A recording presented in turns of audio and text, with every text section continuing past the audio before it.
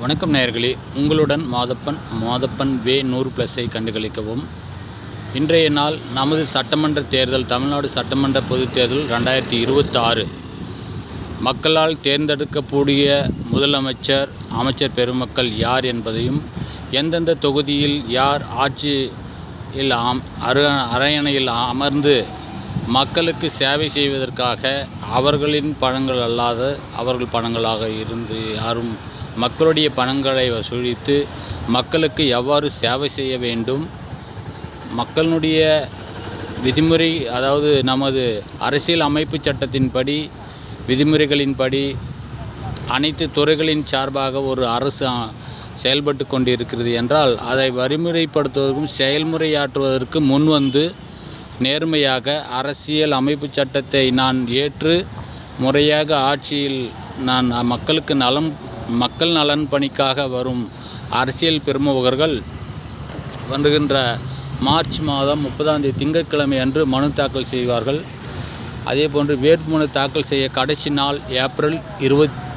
April 7 வேட்புமனு பரிசீலனை செய்யப்பட்டு வேட்புமனுக்களை திரும்ப பெறக்கூடிய நாள், அவர்கள் கருத்து வேறுபாடுனால் திரும்ப பெறக்கூடிய நாட்கள். அதேபோன்று வாக்கு எண்ணிக்கை நாள் மே 4 இறுதியாக பரிசீலனை செய்யக்கூடிய நாள் புதன்கிழமை மே 6 உள்ளது. ஒவ்வொரு ஜனநாயகமும் 18 வயதுக்கு மேற்பட்டவர்கள் தங்கள் உரிமை அடையாள அட்டைகளை பதிவு செய்து தேர்தல் ஆணையத்தின் பதிவுகளை மேற்கொண்டு அடையாள அட்டை பெற்று வாக்குரிமை அடையாள அட்டையை பெற்று ஒவ்வொரு வாக்குச்சாவடியிலும் கண்டிப்பாக சென்று தன்னுடைய ஜனநாயக கடமை.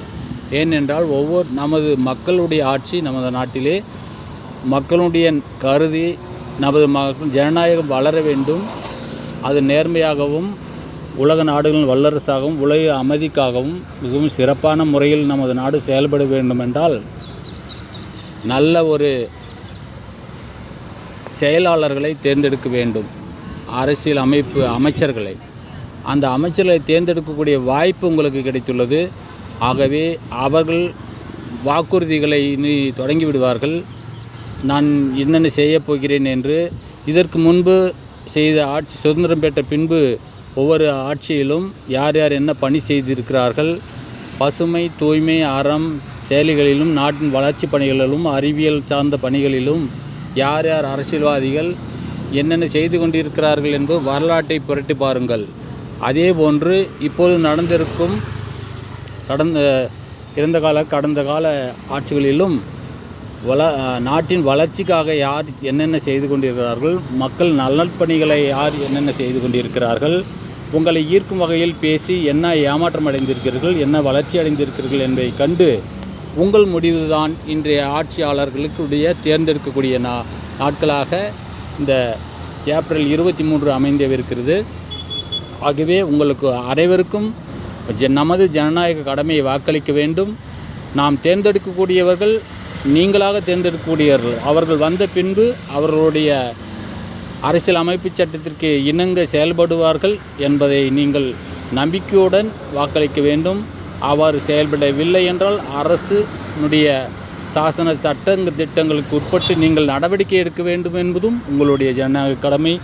ஆகவே இந்த நாட்டின் வளர்ச்சிக்கு நல்ல அரசியல்வாதிகளை தேர்ந்தெடுத்து நாடு வளம் பெற ஒவ்வொருவரும் உறுதுணையாக இருந்து ஏப்ரல் 23 நாள் வாக்களிக்க இன்றிருந்து தொடங்கிவிடுங்கள் யாரை தேர்ந்தெடுக்க வேண்டும் என்று. நன்றி, வணக்கம். உங்களுடன் நாம் ஜனநாயகம். வாழ்க இந்தியா, வாழ்க உலக அமைதி தினம், வாழ்க பசுமை, தூய்மை, அறம்.